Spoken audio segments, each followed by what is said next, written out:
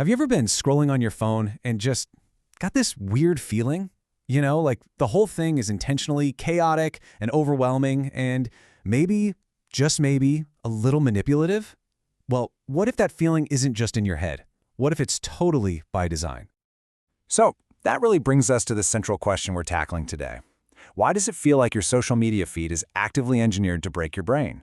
What if all that randomness isn't random at all, but a really, really refined psychological tool?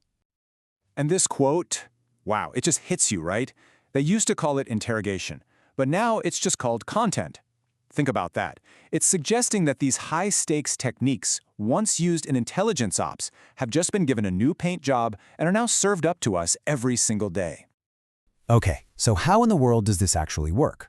Well, it all boils down to one core psychological trick. It's called the confusion technique. Let's get into it. It's known as the Alice in Wonderland technique, which sounds whimsical, but it is anything but. The whole point is to create pure mental chaos. It's not supposed to make sense. In fact, the goal is to break your brain's ability to make sense of anything. By hitting you with this emotional whiplash, happy, sad, angry, confused, all in a few seconds, your brain gets completely overwhelmed. And that is the crucial part. It becomes wide open to suggestion. So, why is a confused brain so vulnerable? I love this analogy from behavioral expert Chase Hughes. He says a confused brain is like a falling person. If you're falling, you're not picky, right? You're not going to analyze what you're grabbing onto. You just grab the first solid thing you can find to stop the fall. Your brain does the exact same thing. It latches onto the first simple, solid-seeming idea it can find. This moment is what they call a freeze point. See, we all have these internal scripts that help us get through the day. But when something totally bizarre or contradictory interrupts that script, our logic just short-circuits. It panics. And in that tiny moment of panic, our critical thinking goes completely offline, which makes us incredibly vulnerable to whatever idea gets presented next. Now, you might be thinking this all sounds super futuristic, like some kind of cyberpunk plot. But the origins of this technique are actually way older, and honestly, a lot darker than you'd probably imagine.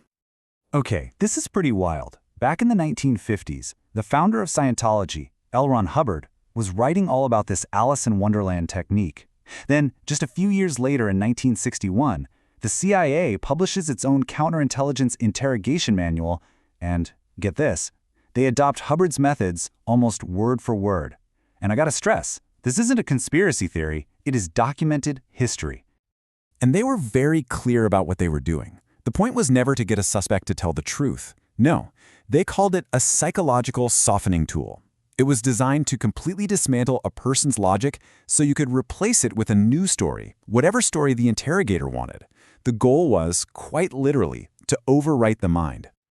Now, right around the same time this was all happening, a really famous experiment proved a key ingredient that makes this whole thing possible: our natural, deeply ingrained tendency to obey authority, even when it goes against our better judgment. You've probably heard of the Milgram experiment, right? The setup was pretty simple. You have a volunteer, the teacher, who's told to give electric shocks to a learner in another room every time they get a question wrong.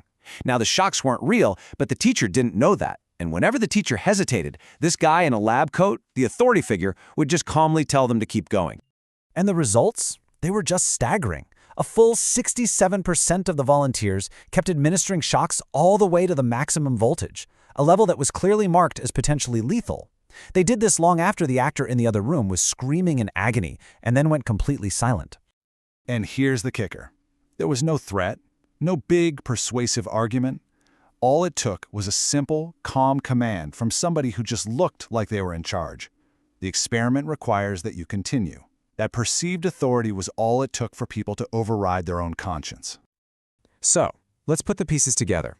We have a psychological technique designed to confuse and overwrite the mind. And we have proof that humans have a powerful instinct to obey authority. Now, let's plug all of that into the little device that's in your hand right now. It's the same playbook, just scaled up massively. The target isn't one person in an interrogation room, it's billions of us on our feeds. The tool isn't called softening anymore, we call it engagement. And the goal isn't just to overwrite one mind, it's to fracture our collective focus and sell us prepackaged identities. The digital version of that old confusion technique is called fractionation. Just think about your feed for a second. You see a political post that makes you furious, then a video of a cute puppy, then a heartbreaking news story, then an ad for a vacation. That rapid-fire cycling of emotions, rage, joy, fear, hope, is completely intentional. It's designed to fatigue your logical brain, and just like the original technique, it makes you highly suggestible. So here it is, the modern playbook. You've got novelty. The weirder the content, the more it grabs our focus. You've got authority. That little verified checkmark or a post with 1 million likes makes it feel legitimate. You've got the tribe. The comment section manufactures a sense of social agreement. And all the while, emotional cycling is in the background, making sure your logic is too tired to fight back. And that brings us right back to the beginning. That man in the lab coat from the Milgram experiment, he never left. Today, that powerful symbol of authority is just an influencer with a verified checkmark, telling you what to believe, what to buy, and even who you should be.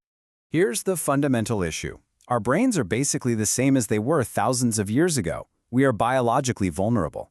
Technology has evolved so fast, but we haven't. We just don't have a built-in firewall to protect us from systems that are specifically designed to hack our oldest psychological weak spots.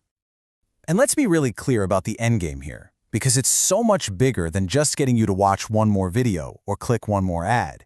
The ultimate goal is to hijack your very sense of self, your identity, because once they can influence who you are, they can pretty much guarantee your future behavior. So I'll just leave you with this one final thought to chew on. If these social media platforms are basically giant real-time behavioral labs and all of us are the test subjects, what exactly are they testing on you? It's definitely something to think about the next time you find yourself scrolling.